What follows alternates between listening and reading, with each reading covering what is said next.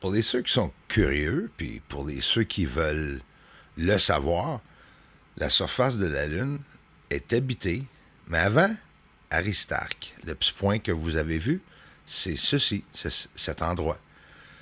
Nous avons, tu vois-tu le cercle dans le centre blanc du ravoir?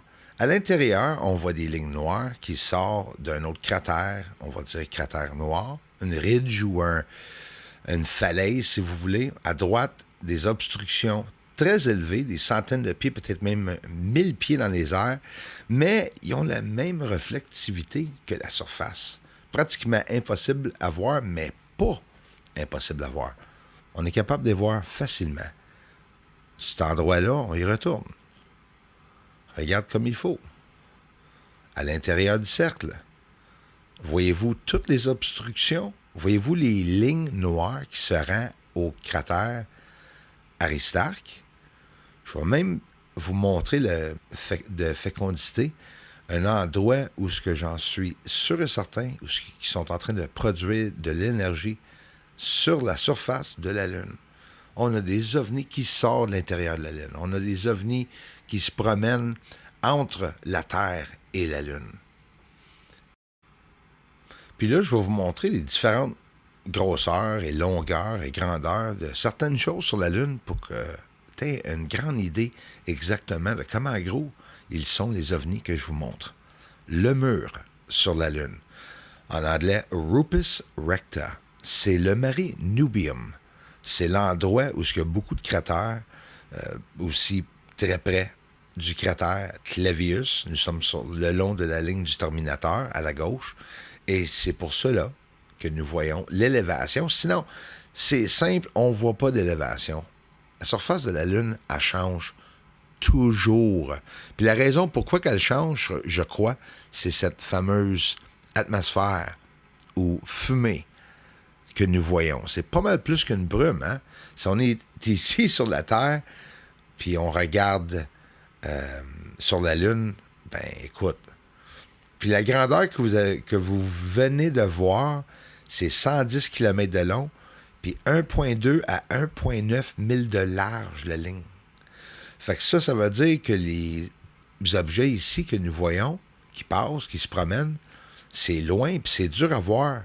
Il faut faire un grossissement d'image pour être capable de les voir. Mais là, nous ne sommes pas si grossis que ça. Regarde le sol, les tout petits cratères. C'est la marée de fécondité. On va le regarder en détail, en direct et aussi en image. Je vais poser l'image, je vais mettre des flèches, puis je vais vous expliquer qu'est-ce que moi je pense que nous sommes en train de voir. Quand tu vois des ovnis sortir de la surface ou décoller de la surface de la Lune, à gauche, on est en train de se promener à grande vitesse. Ça peut être quelque chose, une anomalie, des anomalies que nous ne comprenons pas ici sur Terre, parce que ça n'a comme peut-être pas rapport avec notre technologie. Ça, c'est sûr. Mais nous avons une preuve visuelle qu'il y a vraiment quelque chose, et peut-être même quelqu'un là, sur la Lune. Peut-être les ovnis sortent de ces endroits-là. C'est sûr que parce que qu'ils sont à l'intérieur d'une lumière, une luminosité, c'est impossible de voir le véhicule ou le vaisseau spatial ou peu importe ce que tu veux l'appeler, si c'est même un vaisseau spatial.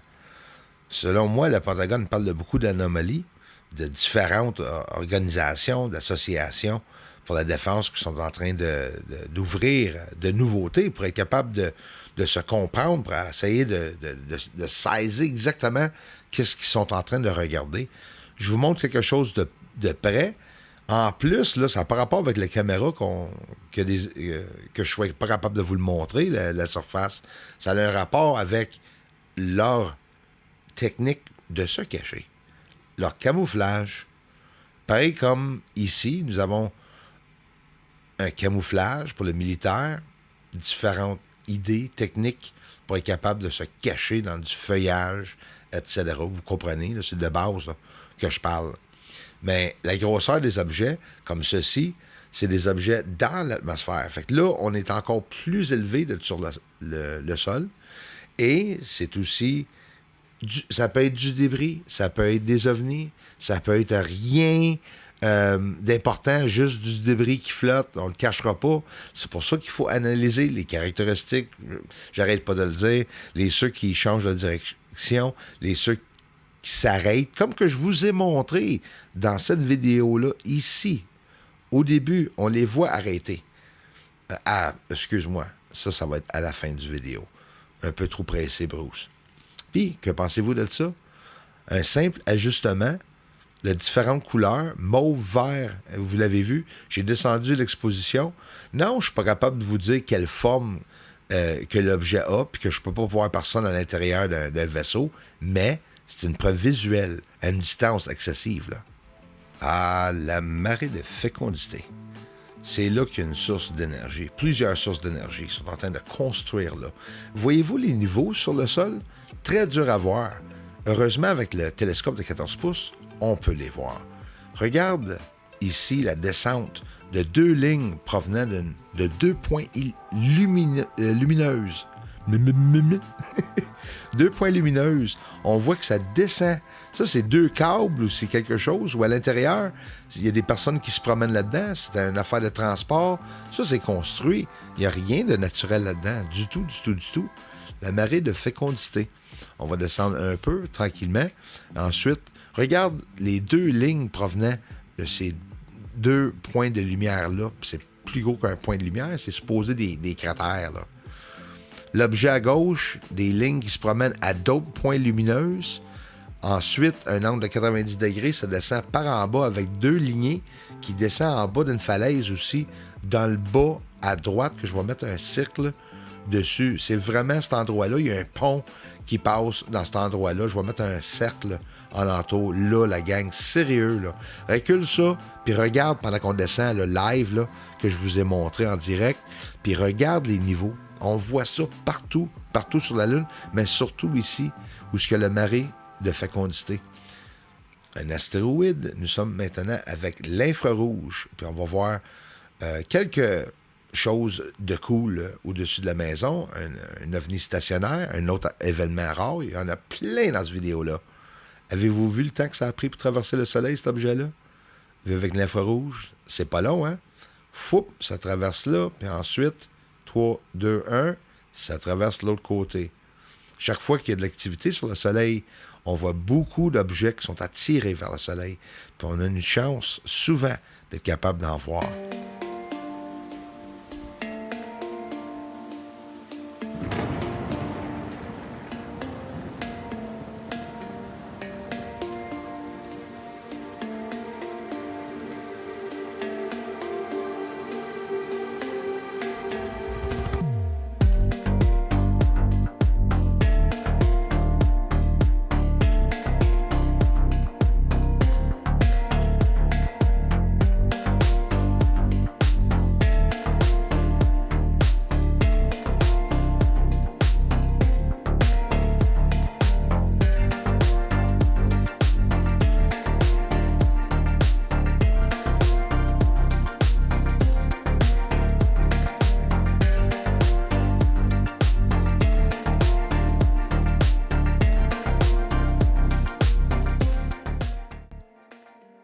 Là, vous voyez ici, c'est pas des étoiles, ni une ou l'autre. C'est deux ovnis. Mais regarde, il est stationnaire, là. Regarde la maison, elle est là, à droite, là. Un satellite ne fait pas ça. La preuve est là, on n'a pas besoin de s'estiner. Preuve véridique avec l'infrarouge, aussi qu'on peut voir. Regarde-moi ça, un autre ovni qui passe tout près. Fait que l'autre ovni est stationnaire. Moi, je vois ça les soirs, quasiment tous les soirs. C'est rien que depuis une couple de semaines que c'est nuageux ici, là. Attends, l'été s'en vient. Pas besoin de s'estiner. Un satellite ne s'arrête pas. Il ne s'arrête pas du tout. C'est impossible. Regarde, il va se splitter en deux. Oup! Et boy! Ça, c'est le fun, hein? Un objet, un ovni, aussitôt que je demande, éloigne-toi, il s'éloigne, puis il split en deux. C'est incroyable quand même là, de pouvoir voir ça. Puis on voit que les lumières ont resté quasiment stationnaires au-dessus de la maison pendant qu'ils se croisent. Mais c'est qui cache la surface? Est-ce que c'est ces objets-là? Est-ce que ça, c'est une créature biologique? Intelligent? Ça me surprendrait. C'est quoi la fumée, le gaz qui sort de cet ovni-là? Ça, c'est une capture d'une couple d'années que moi, j'ai resté vraiment l'air bête. On n'en voit pas des millions d'objets comme ça. Phénomène, tu dis? Oui, mais un phénomène. C'est définitivement pas un ovni. Ça, une explosion près d'un cratère sur la surface de la Lune. Japon en a montré un, puis ça a fait la tour du monde. Ça a fait le tour du monde. On a vu des millions de vues sur cette maudite vidéo, que c'est juste une drôle d'explosion. Pareil comme celle-ci. On les voit. Est-ce qu'ils sont en train de faire un terraformage sur la surface de la Lune pour être capable de cacher qu'est-ce qu'ils font au sol? Est-ce que c'est de la propulsion, une fumée de propulsion qui sont en arrière, ou bien sont en train d'appliquer avec des vaisseaux spatials un produit chimique dans l'atmosphère pour, encore une fois, soit faire le terraformage ou quoi que ce soit? C'est juste des théories, mais à part des théories, on a la preuve visuelle qu'ils ne sont pas juste sur la Lune. Il y a quelqu'un dans l'atmosphère de la Lune qui sont en train de manipuler l'atmosphère ou bien tout simplement se promener. On ne peut pas dire que c'est du débris, hein? Parce qu'on vient de le voir pogner en feu. Ça, c'est une autre chose, là. On voit les ovnis plus bas, dans le bas, qui passent. Il y a plein de preuves dans cette vidéo-là pour être capable que le monde croie qu'il y a vraiment quelque chose sur la Lune. Ça, c'est sûr. Mais je ne suis pas ici pour prouver ça. Je suis ici pour partager mes recherches. Puis pour ceux qui sont intéressés, bien, vous allez pouvoir voir qu'est-ce que j'ai réussi à filmer. Mais pour ce qu'il y en est du gouvernement, ça va sortir. Mais c'est pas parce qu'ils vont l'avoir voulu.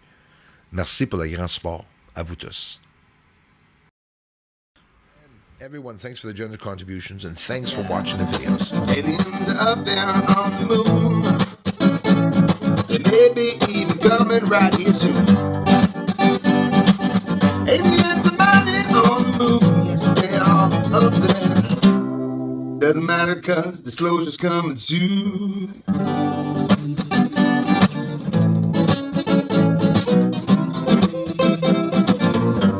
Disclosure's coming soon.